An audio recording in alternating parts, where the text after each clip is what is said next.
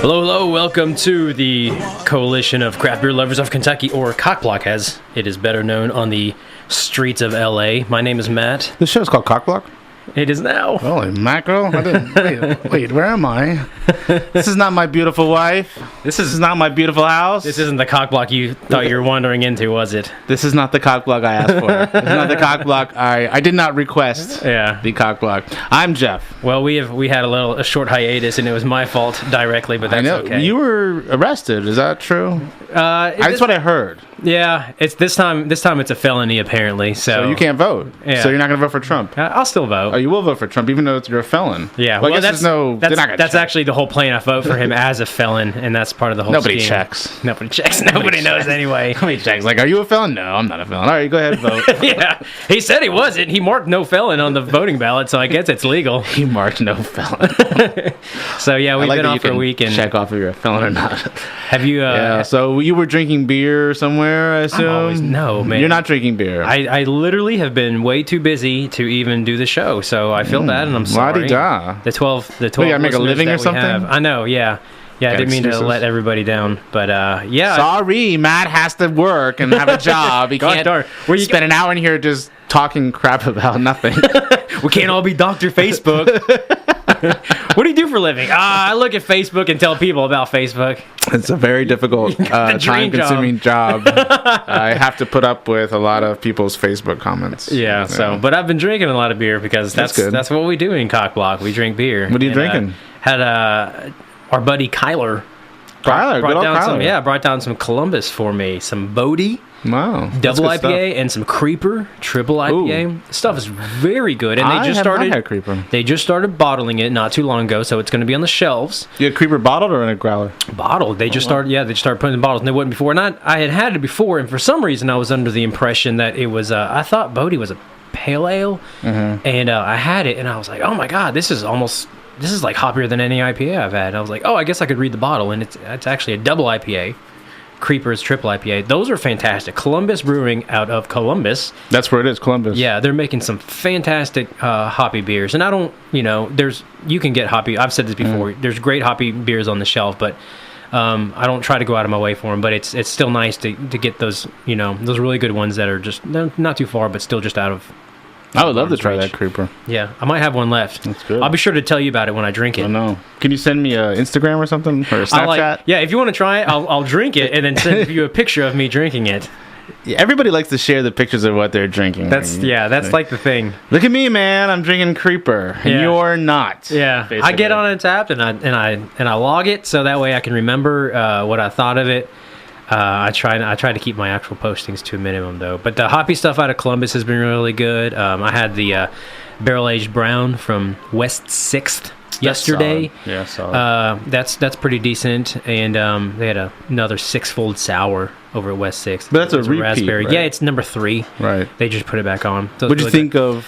Did you have a chance to try the other two from the barrel room? Missed it. They had what was the sour they put out? So the sour in Four Roses, cherry sour in Four Roses barrels. Is that correct? Everybody said that was good. I should have asked. I was in a hurry. That was in conjunction with craft writing. Was it? Yeah. And then there was also the barrel aged quad with currants. Yeah, which also was solid. Is it pronounced currants or currants? That's a good idea. I think currants, or is it currants? Yeah. You read the currant? Well, the first time, I was talking to Kevin Patterson about diacetyl. I said diacetyl, and he's like, "What?" I was like, "Diacetyl," and he's like, "What is that?" I was like, "Diacetyl," and he's like, or no, he goes diacetyl, and I was like, "Yeah, same thing, right?" Isn't that what I said? He's like, "No, what'd you say?" I said, "Booby trap, booty trap." I had to reboot my Firefox. Oh my gosh. It was all jammed. So did you get to try the sour over at West 6th? I tried both those. I thought they were both solid. Yeah, extremely good. A lot of people were talking about how good they were. I should have asked when I was over there yesterday if they had any left, but I just assumed they did not. They might. I saw. Are they in the? They're in the barrel room. They're in the barrel room. Okay, I didn't go in there. Sometimes somebody, and you say, "Can you go back there and do a pour for me?" I just came in for a crowler, and I ended up getting a pour of something, so I was really quick. Mm-hmm. But it's good stuff. They had a couple of decent ones. The experimental last week was a vanilla brown. Was that the one with coconut? That was pretty decent. I saw it on the board. The Firkin, I thought the Firkin, which was also another big chocolate thing, would have been better if it weren't. It was good, but if it were not a Firkin, yeah, and it was carved, it would have been solid, even more solid. It was very tasty. Yeah. I wanted to get back down to I went to Mirror Twin on the soft opening. I didn't go the quote unquote grand opening. Were you? I saw you there. We were there the first night. Yeah, the soft one. Yeah, we were there on the same night. Where they like didn't tell anybody, but they were actually already open. But they told everybody. But they kind of told everybody. They told all of us. But then the one they posted online was the Friday after, and I missed that one. You can't tell one cock blocker and not expect 500 cock blockers. Yeah, and then all of a sudden the place is full. It's like, we're not really open yet, but our place is full right now. You've been back since, or just that one? I haven't had a chance to go back. Me either. I want to go back. I feel bad for saying that, but I haven't been back yet. Yeah, and I wanted to try that pumpkin. Yeah, that's exactly what I was going to say. A lot of people said it's really good. They got some really solid beers already up. Good start. Yeah, right off the bat, right out of the cage, whatever. Right out of the cage. Metaphor you want to throw in there. They're hitting. I think they've shown right off the bat. Hitting with all cylinders. Derek and Brew, and if it's that good to start off with, it's only going to get better. Unless, he quits. Yeah, unless he quits the place that he started. That he's devoted all his heart and soul to. Yeah. So what kind of stuff have you had as you reboot your Firefox for the third time? No, well, the browser was just spinning and spinning and spinning, and so I realized we go into break if I don't do it now.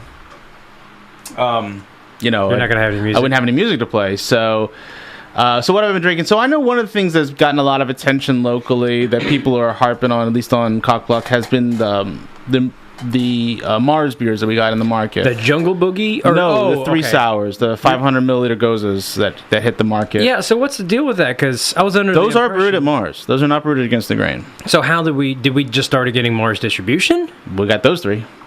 So but I mean, are they officially distributing here? Well, I think because they weren't before. If a beer is on the shelf and they're not a large at an establishment that has a license to sell beer, they are probably officially. You would assume that, but again, the last batch was brewed against the grain. That was against the grain, but there was a caveat. These I looked on the back and it did say brewed and bottled at Mars, and but maybe they're distributed by somebody else. Maybe they're distributed by Against the Grain. No, they don't have a distribution company. I'm saying like maybe by proxy. I guess my point is they might be Dauntless, but they can't be. Are we sure that they're distributing here, or is there another caveat? Well, how else would they be on the shelf?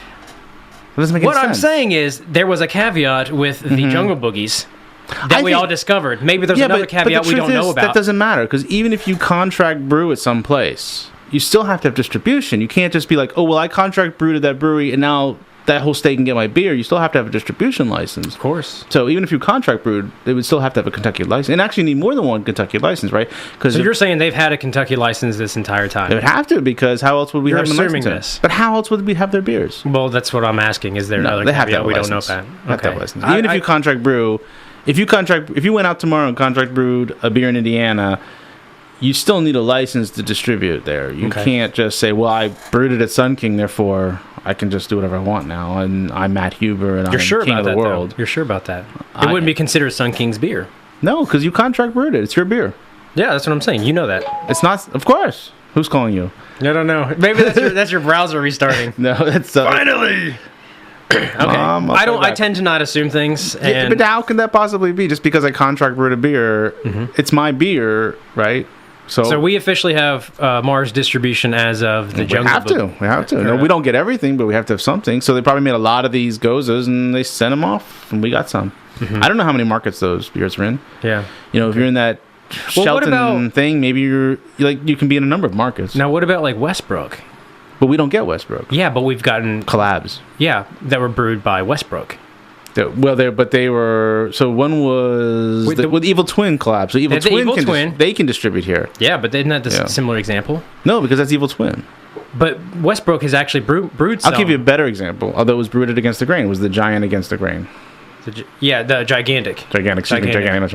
Yeah. So, but that was brewed against the grain. So it may be that it went because it was a collaboration. So I would guess maybe the people in distribution can call in and let us know here. But if it's a collaboration, that means both have some kind of stake in it. So if it's a collaboration, then I guess okay, it's all right. Okay, so we're making that assumption as well. Of course, why wouldn't we? But that's the basis of like history. We got to assume everything. But Jungle Boogie's not a collaboration. It's contract. It was contract brewed at Against the Grain. Okay, so you're saying that is the signifier there is that whether somebody says on Twitter that this was a collaboration versus not saying it on. On Twitter? I'm sorry, Facebook. On Facebook? I forgot you're the Facebook. It says in the label. Or just the label. What is Twitter? I've never even used that before. But it says on the label, brewed and bought up, but also says if it's a collaboration or not a collaboration or whatever. So the evil twin that, what's that thing called? Something Knows? I feel like we're writing our own laws right now. We have to be. I know. Let's start putting this on paper. We're libertarians. We need a legal pad. We make it up legal. As we go along. Yeah. We don't know the names of world leaders. Yeah. We're libertarians. Westbrook did a table beer a while back. Oh, whose phone's ringing? That was my phone. Mom, not now. Yeah. The table beer. Actually, I think that's a distributor. They did a yeah. That would be funny. Oh, that was a West, but that was who was that? I can't remember. The Westbrook table was not a collab or was a collab? It was a collab. Stillwater or something like that. Because I remember that freaked me out when I saw it that day on the shelf. I was like, whoa. Yeah. I can't. We're getting Westbrook here? Honestly, it's a moot point. I guess my question was how they actually getting it done. I was trying to draw conclusions without making assumptions, but I guess we can continue to make the assumptions. That's all I do is make assumptions. That we can derive our. That's my job. I'm an academic. I make assumptions. I just say. That's why I'm so good at my job. Yeah. I don't know. Yeah. What's the truth? The truth is what I say it is. Exactly. So there were, but anyways, I bought 3 of those, and I've been through 2, and they've been getting a lot of popularity locally. Okay. Although I thought, are they brewed with tea also? The first one. Hold on. Because the Jungle Boogies that Mars had put out originally, they were brewed with a Rubios tea, and I thought that was what really kind of set it apart from a lot of different like Tears, wheat pails and stuff. And did you call a lifestyle? Ruby's Tears and a lifestyle. Ruby's Tears? That's what it's called. Ruby's Tears. Okay. It just sounds a lot like Rubios tea, but I'm sure. The other one, the lifestyle, had guava and tea. I thought it was fine, but man, it was really acidic for me. Oh, really? Was it sour? It's really they're really sour goes. Really sour. Okay. So it's just pint, 500 milliliters. Yeah. But man, at the end of that 500 milliliters, I was feeling some indigestion on that one. I guess I'm 63 years old, and this stuff really affects me now. Each week between shows, you age like 2 years. I'm a 63-year-old vegan. I can only take so much sour at one shot, I think, and I'm just done. So I don't know, that 500 milliliter. It's really acidic, I thought. A little too acidic for my taste, but it was all right overall. Okay. A couple of things I drank recently, I kind of liked. I got in a trade were the 2 different variants. This isn't new to anybody but me, I guess. The 2 variants of Tallgrass Buffalo Sweat. Yes. The bourbon barrel stuff, and then the one with the vanilla and cinnamon that was barrel aged. I thought they were pretty decent. Yeah. Have you had both those? Yeah, they're a little thin. It's a pretty thin medium, but it's not a strong beer. I don't think it's less than 8%, isn't it? The vanilla and cinnamon was 5%. Yeah. So I mean, it's a lighter beer, but it's decent. My brother-in-law and I finished off a Melange 14 on Friday. I did one of those by myself. Yeah. It's a lot for yourself, I think. That was tough towards the end. It's a lot to split, even, I thought. I was hung over the next day. Did you wake up with your heady hurting? That's a lot of the strong beer. Yelling, turn off the lights! Yeah, that wasn't the first beer I had that day either, but... when you woke up, that wasn't the first beer? No, yeah, well, perpetually. Oh. That's a constant thing in my house. So what did you but it wasn't as sweet to me as like Melange 3, which felt a lot sweeter in sugar. I don't think I ever had Melange 3. I have to go back and look. But like the anniversary beers, those are all extremely sweet. Yeah. The chocolate rains and the stuff like that. I never had chocolate rain. I'm like the only person in town probably who's never had it. Well, the Black Tuesday, the base of it, which is super high gravity, 18% chocolate stout or whatever. All that stuff is, they're notorious for just being sugar bombs. Just extremely sweet. Good stuff, but, I mean, when we get together with our friends, we nickname their bottles the bottle share killers. Because diabetes. Yeah. By that time, everybody's had a few already, and then you open up a 18% brewery bottle, and everyone's just kind of like, oh, great, here we go. And everyone's getting like a one ounce sample. And it's good stuff, but yeah, the Melange 14, is that? That's the new one. The new one.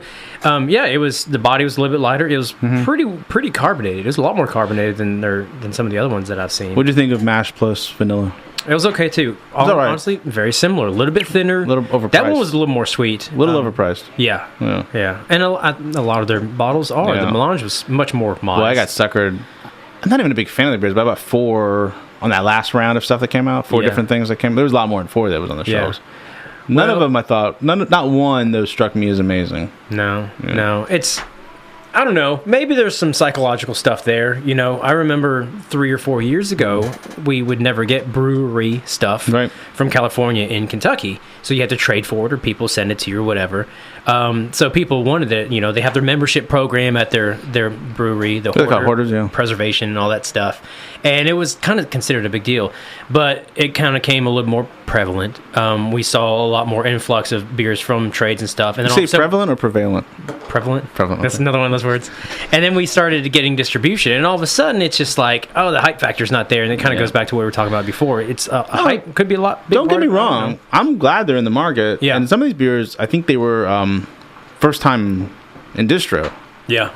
So really? They made a big deal online. They said, "Hey, Kentucky, some of them we're going to send you a whole bunch of stuff, and some of it's the first time it's ever left our tap room, and blah blah blah." So it's great we had them. I'm glad they were here. I'm glad they're still here. They haven't left yet, have they? I've still seen some around, and there's the Sucre, the anniversary bottle. Brewery's still there. There's brewery's still distributing in Kentucky. As far as I know, they didn't pull out yet. Good. Don't pull out. Whatever you do. Don't pull out. That's general advice from Jeff right there with 2 kids, actually. But the best stuff that I've had from them in our distribution, I think, is that coffee, the Share This. That was good. That was really good. I thought that was good, and it wasn't too pricey either. So. No, I was fine. I'm so glad we got it. And there's still more I could try. I think I had the other one was Confessions. Was a sour, and then there was another, I think, kind of sour one I had from them. It's okay. You don't have to look up every single beer that I just look on Rapier. What is that? What is Rapier? Yeah. You know what I did not like? What? I did not like Three Floyd's Red Death. Really? No. I got a buddy that got me a couple bottles from the brewery. And I'm glad I didn't buy a bottle. I had it on draft. Was it bad or was it just not my thing? I think that sour... no, I had it over at the Funk Fest at Ethereal. It came on after I left, yeah. Yeah, I ended up having it there. I thought it was pretty good. Too much Jolly Rancher in the aftertaste for me. Really? Didn't dig it. I didn't get that. Of course, I had 25 other sour beers, so I didn't get a whole lot of sweetness out of it. Did not. I thought it was pretty good. Nothing mind-blowing, but... I will tell you what I did like. So while we're still on this topic where people are just like, who cares what you guys had? Hitting in now on the whole East Coast IPA thing is Voodoo. And I had 2 Voodoos. One was called... talking about Voodoo out of Pennsylvania. Out of Pennsylvania. 37 pieces of flair, and the other one's called Unrefined. Both total New England hazy hop water. So they're doing just the same kind of treehouse, Trillium styled beers. And I've liked Voodoo in the past, but mostly I think of Voodoo, I think of big boozy barrel aged wax bottles. Yeah. These were cans, and they were really, really good. Okay. Yeah. So good stuff. Where'd you get those from? A trade. Okay. Someone was like, "Hey, I'm going to put 12 beers that don't suck in a shipper. You put 12 beers that don't suck in a shipper." That's the best kind of trade. I jump on that right away. Yeah. I'm like, me. That's the I'll best do kind. It right now. I love that stuff. Right now. Don't even tell me what you're sending me. Yeah. And I was hoping to get a gentleman's agreement out of it because I saw he had rated a bunch, but I didn't get one. A gentleman's agreement? It's called Gentleman's Agreement. What is that? You ever see that movie? There's a documentary on, I want to say Hulu, about craft beer, and of course I don't remember the name, but it was featured about this small Pennsylvania town, like near Philadelphia, just totally on the outs, run down, and these 2 young guys decide they're going to open a brewery in it, and they call it Gentleman's Agreement. And I suppose they make good beers. Okay, I think I do know what you're talking about, and I think I've had some from them. Oh, see. Brew Gentleman. Oh, Brew Gentleman. Not that's what you're got. Well, it would help if I got the name right. Yeah, exactly. I was like, you would know what I'm talking about. Yeah, Brew Gentleman. Yeah, they're doing the really hoppy, hazy stuff too. I've actually had 3 or 4 beers from them. Are they as good as I've heard? It's good stuff. It's really good. Yeah, I enjoyed it. It was just all growler stuff because I don't know if they're actually packaging. Don't know. They do like the medicine bottle small growler stuff. Yeah, their stuff's really good. I would actually highly advise. It's sad that you missed out on that. Yeah. Sorry. All right, well, I don't know. Did your computer restart finally for a music cue? You want to take a break? Let's take a break. Let's take a break. On 93.9 FM, Lexington Community Radio. Welcome back to COCBLOK, the Coalition of Craft Beer Lovers of Kentucky. I'm Matthew. I'm Jeff. And we're sitting here talking about beer and the stuff we've had, stuff that's good, stuff that you can get on the shelves locally in Lexington right now that is worth a try. And we are both really... I was about to say something that I probably can't say on the radio. Well, no. Was it about that night we... Oh, wait, what? But we were sitting here and kind of talking off camera, off mic or off air about GABF. They just recently released their awards.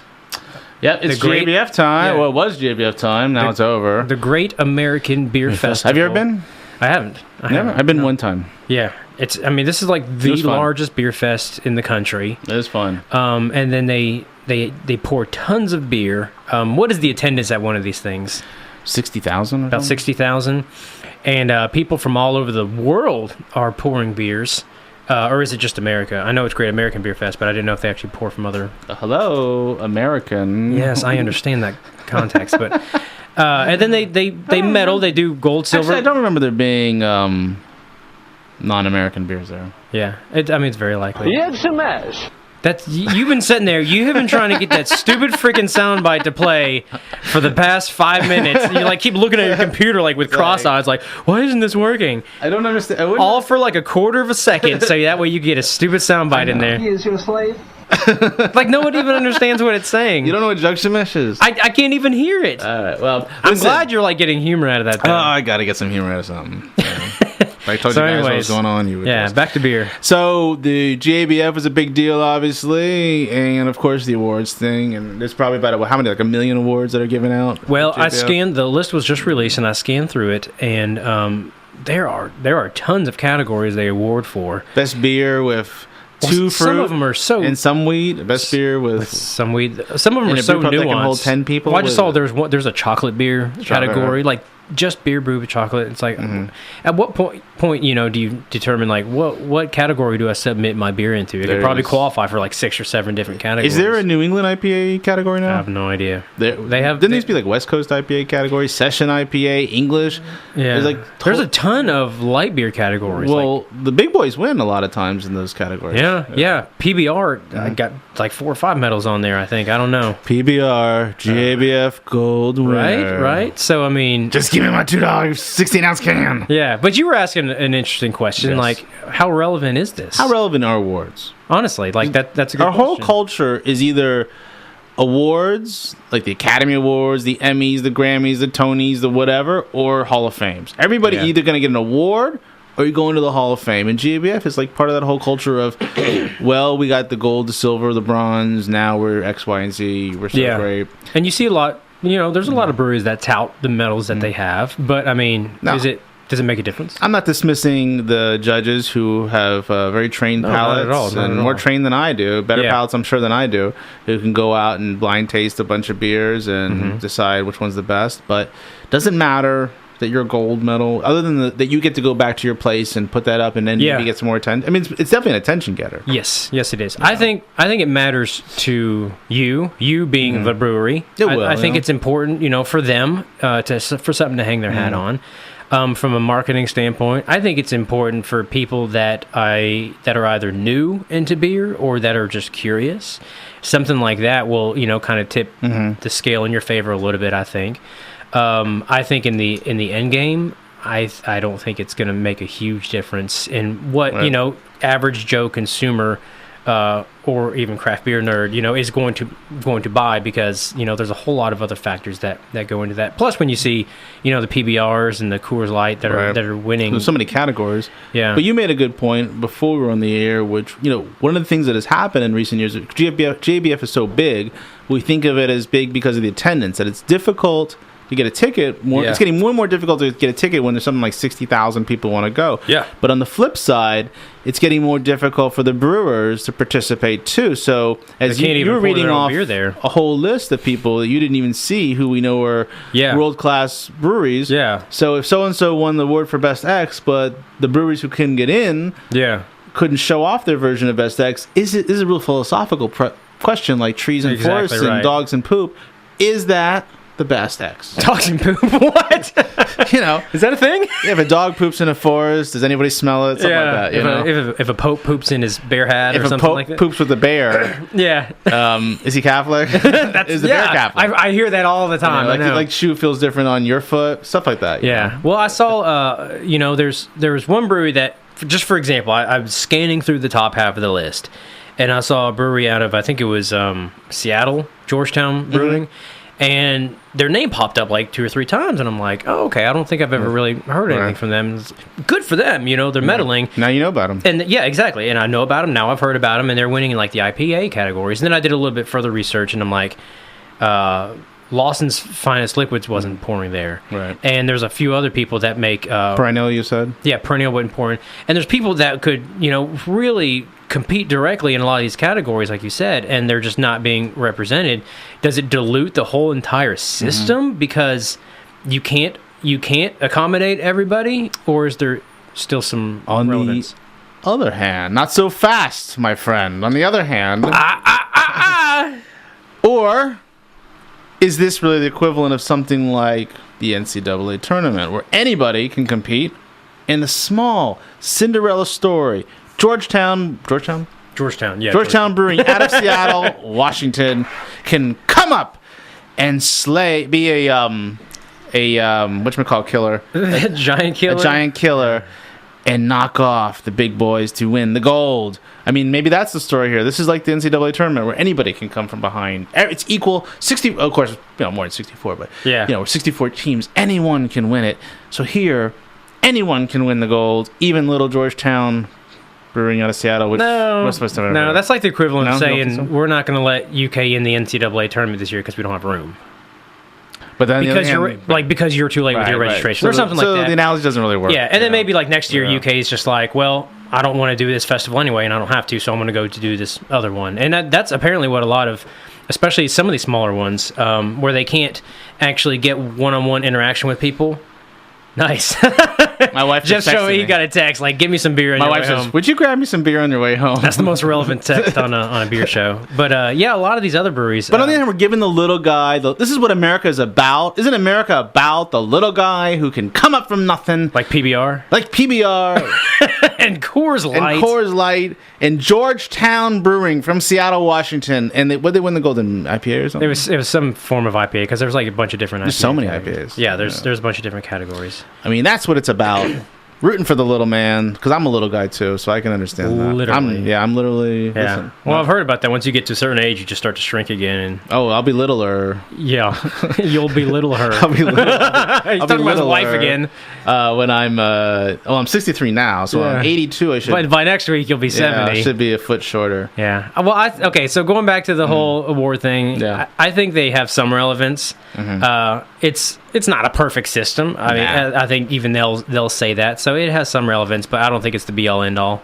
But it's a big deal to the brewers. They like going there and getting their awards. I think any award. If you go to some... I see it all on Facebook because, like you probably have a lot of quote-unquote friends with brewers because they don't know who the hell we are. But they say, true. And then they're all really happy on Facebook that they won awards. Yeah. If we had, let's say, the Ethereal Funk Fest, if they did an award deal and there was only... 14 breweries represented, and they did awards for them, I'm sure those breweries would be ecstatic. Of course. We won just be like, gold. hey, we won Funk Fest. It doesn't matter what it is. It's still some sort of marketing shtick. Which, by the way, out of all the winners at GABF, at least one state not represented in the winning column, Kentucky, was good old Kentucky. Yeah. No winners from Kentucky. Yeah. But how many people actually submitted? Do we know how many beers were submitted from Kentucky? I thought I saw someone post online that a few, maybe West 6, submitted something, or more than one thing. Yeah. And I don't know if the other folks in town or Against the Grain or anybody. We could find out, but I mean, again... We'd have to do research. How relevant is that? We'd actually have to prepare more than this scrap of paper out of my pocket with a few ideas. Yeah, if I'm canceling shows before because I'm busy, let's just go ahead and cancel the next 3 shows so I can get that research done. Yeah, so... Also, if you want to appear on the show... Feel free to contact us at COCBLOK, the Coalition of Craft Beer Lovers of Kentucky, on Facebook and Instagram, and we're now on Twitter. Well, yeah, apparently. That's just Matt. It's all just me. It's Matt holding up a picture of a bottle. What else do you post? Like, I just get into Twitter and Instagram. People, it's like you said, people just post pictures of the beers they're drinking. I post pictures of what I'm eating, what I'm drinking every night, and sometimes my kids. Do people get like really interested in that? Just like seeing like, oh man, the food. Look at this pale ale I just picked up on the shelf at Liquor Barn. Even though this is a beer show, I actually get more excited about the Instagram food stuff that I see. Yeah, that gets me going. But the beer stuff, vegan. Yeah, the vegan. But I post something. I don't even look at that tofu. I don't even know why this is in my book, obviously. It's coming out next month, Craft Obsession. Yeah. And I don't know why I post pictures on Instagram of what I'm drinking every night. I don't post them on COCBLOK. I don't participate in all that stuff. But on Instagram, if you follow me at Supplication, you'll see most of what I drink on a nightly basis. Yeah. And I don't know why I'm telling the world I just had this. Yeah. I have no idea. I'd post more if I knew that was relevant. Is it relevant? I guess I don't know. not. I just don't have time for that crap anymore. I mean, but I can only get like 20 maybe likes. These people who get 500 likes because they post a picture of Treehouse Julius and 500 people like, yeah, I like that. Woo! Yeah. All right. Yeah, is that like worthy? I guess. It's like you put the heart. And it's like, wow, yeah, yay! You go, girl. You got a treehouse. You don't use enough hashtags. I try to be funny with the hashtags. Hashtag you have salt to do and pepper hashtags. beard. Yeah, you have need to to create your own hashtags. hashtag. Yeah, that's my beard look. Hashtag almost vegan. Your beard's getting a little longer. No, Yeah. it keeps getting shorter by being cut by way of my wife. I gotta get my my Swiss Army knife out tonight and do a little trimming. Yeah, with because the nose thing, you get them in your nose. The tiny scissors. Is there something in my nose? No, it's mustache hair. Anyway, so we'll take one more break. Yeah. So this is COCBLOK, the Coalition of Craft Beer Lovers of Kentucky on WLXU 93.9 FM. It ain't easy. That's right. Listen to some Betty LaVette on WLXU 93.9. Welcome back to COCBLOK, the Coalition of Craft Beer Lovers of Kentucky. We're sitting here just talking, and like the song's like over, and we're like, "Oh crap! All right, get back on the air! Come on!" So, but Matt, you have something very serious you want to talk about. Something that's dear to your heart. We had a really in-depth conversation about Jeff's sense of humor and his... I want to talk about that. Yeah, and his affinity for fart jokes.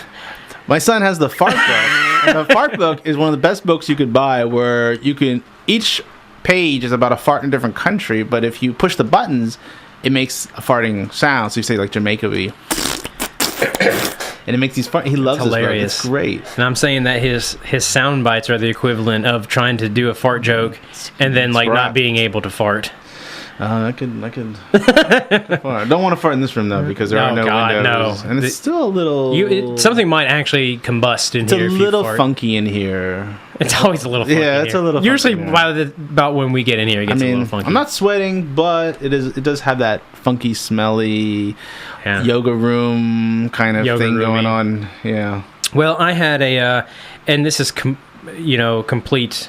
I don't know, conjecture on my part. Right. I'm just kind of making this up. But I suspect I've been drinking beer since I was like 8. Right. So I consider myself a connoisseur.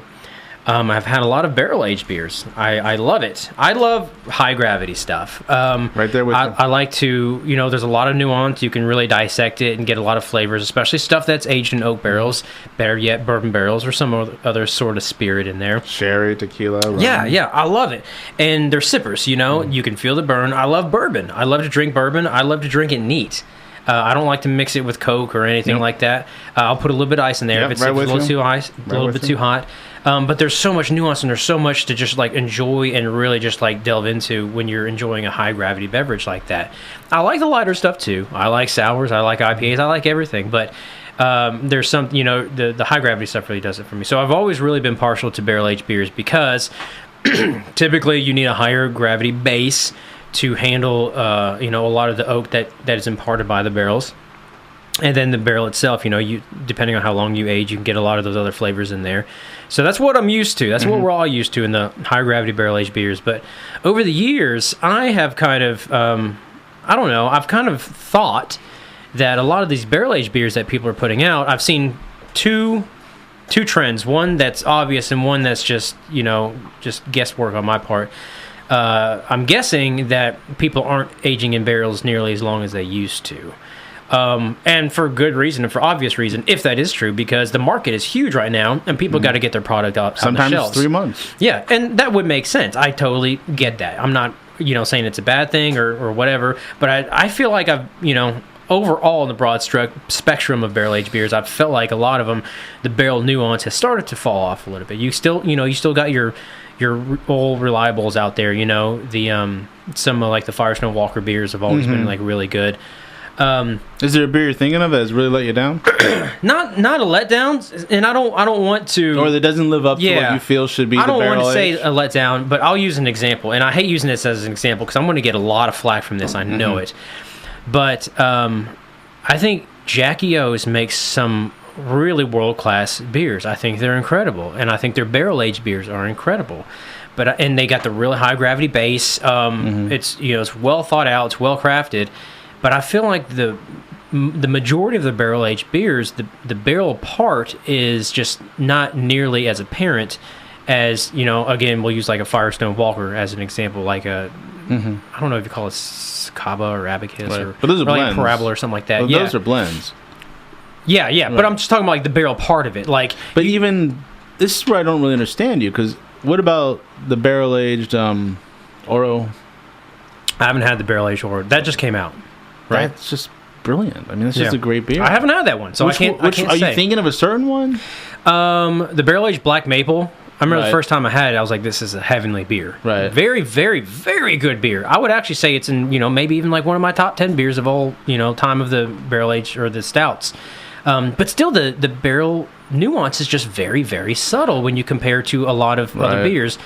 And a lot of their beers taste very similar to me in that what I get for the barrel-aged. Yeah. They have very similar characteristics.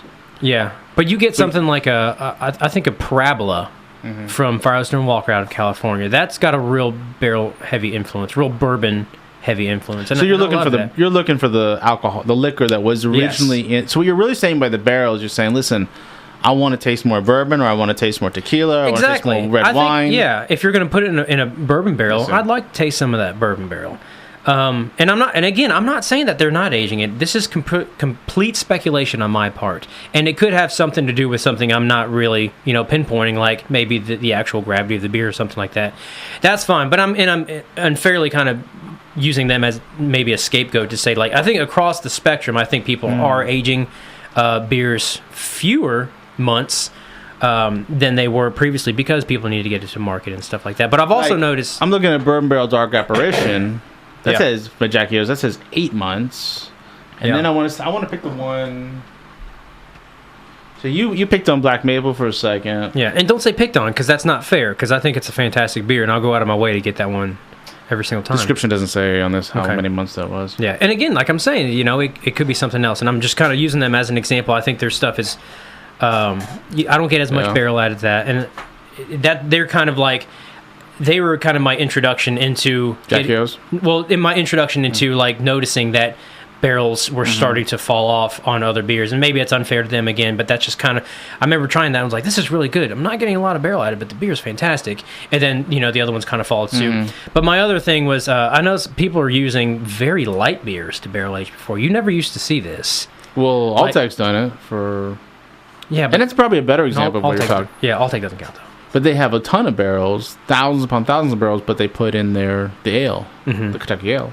Yeah. So that's a light beer on a short 2 to 3 month barreling process. Yeah. But that's not what you want to talk about. Yeah, I think they use really wet barrels too. Yeah, they do. If you put wet bourbon, you put bourbon in the beer, obviously that's going to, you get a lot more bourbon influence. Who else are you thinking is putting something light in a barrel? Well, a lot of local people have been using a lot of light beers. I had the barrel-aged brown from West 6 the other day. But to me, brown goes with the barrel, because a really good brown has notes of chocolate already within it. Yeah, but it's also very thin beer. So, you age it. Is the base for we're talking about Slap Happy? Slap Happy. Is it the regular brown? I don't know. So I don't know. Yeah, but I mean they've been doing it. Country Boy's been doing it. They've been really good beers, but 10 years ago, 8 years ago, 7 years ago, people weren't barrel aging pale ales and browns and stuff. Abita's out of New Orleans has been barrel aging pale ales. I'm like, what is historically though? In the 19th century, they put IPAs and pales in barrels. And aged them that way. Yeah, but nobody had craft breweries back then. Yeah. So I'm talking about craft beer right now. Beer was always put in a barrel to age for a while. Yeah, but the spirits barrels, they're starting to get into the lighter beers. Gin, and that's fine. Matry does some interesting stuff with gin barrels. Yeah. Oh, that's the other thing. People are starting to use really eclectic barrels. You get those weird botanicals. They sometimes work and they sometimes don't when you use a gin barrel. Yeah, well, it's like when we had Drew Curtis on the show. Remember, he was talking about Stone wanting to do the what's that crappy black licorice? Crappy black licorice liqueur.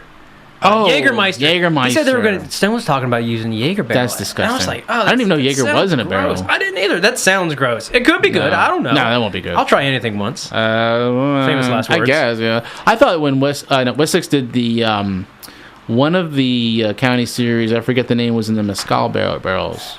Oh, the tequila barrels. Yeah, see, a lot of people didn't like that. I hate it. I liked it. I'm I don't feel too bad saying that. I absolutely hated that beer. I thought it really did bring up. See, there I thought was a great example where the barrel, all that flavor, that tequila-ish, mezcal, that was right in the beer. I mean, you said tequila-ish? Is tequila-ish. The state of being tequila. Tequila. How many syllables are in that? Tequila-y. Tequila-y. When you embody the essence of tequila, you're a tequila-y, or you've been a little tequila-ish. Tequila-ish. Nice. I could probably, I might enjoy some tequila barreled stuff. Lost Abbey does a few. Yeah. Where they put beer in tequila barrels.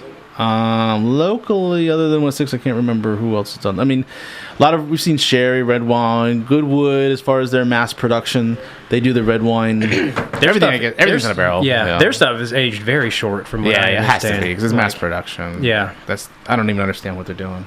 Yeah, I really don't. I don't know. I don't understand I don't understand why I don't understand why they would call themselves Goodwood. I mean, that pun lasted about 2. That's almost as bad as COCBLOK, basically. Pretty much, yeah. Maybe that should be like our theme beer.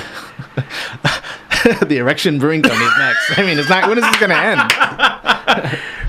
end? Stop the madness. I don't know. Please. Who Farted seems to have it pretty well down. Who Farted? Yeah. They keep those puns going. So funny. I'm teaching a beer class, and I try to talk about that. Yeah. In the class, in response to someone's presentation, I say, "Well, this is brewery called Hoof Hearted, but it's really." Who farted? Oh, it's hilarious. They just looked at me like, "Is class over yet?" I didn't even realize how vulgar some of their names are. Well, that last... like when our buddy Sean Kane was talking about skin fruit. Yeah, I had no idea what that even meant, and he elaborated, and I was like... Skin flute. It's a skin flute made of the skin fruit. I didn't even draw that connection. But what's worse was the picture. The picture is offensive. Very, yeah, that totally... That just looked gross. Like, that doesn't even make it appealing. No, it was pretty nasty. It's almost as bad as some... Well, there's been a lot of offensive labels and sexist labels, obviously. Yeah, but that one was side piping. Who's that? That was some like Belgian IPA or something. It had like the '80s roller skate guy with the wing coming down the short jeans. That's not shorts. The Clown Shoes one. No, that's another hoof-hearted one. That side piping. Side piping. Clown Shoes does a lot of stuff like that with women with big butts and short shorts. Kind of. They had the Tramp Stamp. Tramp Stamp. I think it was like a amber or red or something like that. Old Dominion did one once. I can't remember what it was called. It was pretty sexist. Yeah. But like Hoof-Hearted just kind of takes it to another level. I don't know how we got on this topic, but we've switched from barrel age to like being offensive somehow. Boobs and penises and no, they're like extremely brash. They have no. They don't I'm like on the fence. I mean, if it's just funny childish humor, I'm totally for it. I didn't dig the picture either on Skin Fruit. Yeah. I don't know. I haven't had it, so I can't say. I haven't had it either. It was pretty disgusting. Disgusting? Yeah, that's my new word. That's a cool word. I like that. Not as good as tequila. Disgusting. I like when Eminem says, everybody wants to discuss me. I guess that means I'm disgusting. Disgusting. Whatever. Disgusting. Sign us out. Well, ladies and gentlemen, you have been listening to probably the greatest show on Lexington Community Radio, other than, of course, The Lounge, which is following us, which is maybe a better show than ours. But this is COCBLOK, the Coalition of Craft Beer Lovers of Kentucky, on WLXU 93.9 FM.